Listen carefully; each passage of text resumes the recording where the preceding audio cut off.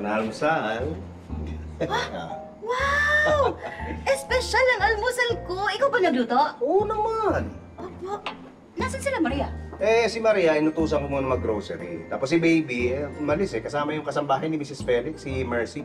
Pupunta raw sa NBI. Bakit daw? Magre-reklamo yata. Tungkol saan daw? Hindi ko na natanong Si Baby lang tanungin mo mamaya. Oy, pero gusto ko yung ganito. Paminsan-minsan ikaw nagluluto at nagsisilbi. Oo naman. Ikaw pa. At kumpleto apron pa. Ang totoo niyan, nagmamadali ako kanina. Kasi alam ko gutom ka na Kaya nag-apron na lang ako. Ano kinalaman nung pagmamadali mo sa pag-i-apron mo? Nakalimutan ko magsalawan. Oh, totoo ba? Patingin mo. Roy! Narareklamo ka sa NBI!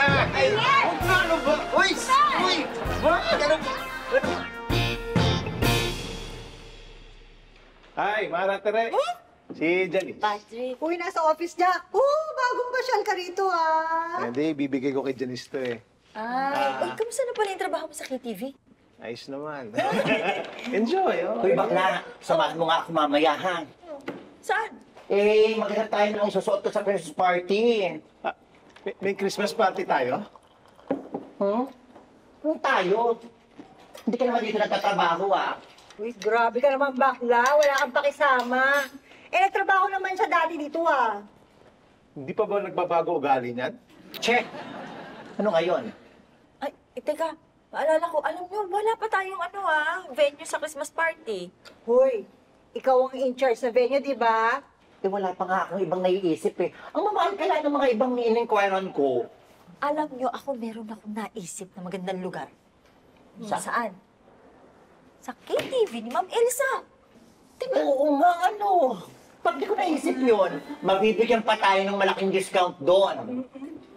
Ay, walang discount doon. Ayaw ng manager. Bakit naman hindi siya papayag? Sino ba manager doon? Ako. Grabe ka naman. Wala kang pakisama. Parang hindi ka naman nagtrabaho dito dati. Che! Ano ngayon? Back to you, bakla. Opo. Alis muna kami Kayo na munang bahala dito. Opo, sir. Uy, nga pala. Kamusta yung kaibigan mo? Hindi mo nga naikwento Ay, si Mercy. Ayun po, sir, ma'am. Meron po siyang nakausap online. Nakipag-chat, nakipag-meet up. Katapos pinagbentahan siya ng fake na alahas. Kaya yun, nagsampa kami ng reklamo sa NBI, sinamahan ko. O nakasuhan na nga yung scammer. Hindi nga po Ang ginawa lang sa amin, pinagsubmit lang kami ng mga dokumento. Pagkatapos yung detalye tsaka picture ng scammer.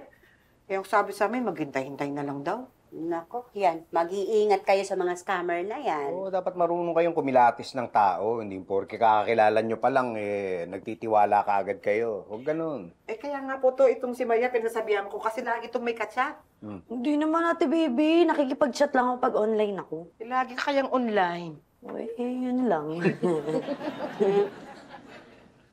Nay, alis po kayo?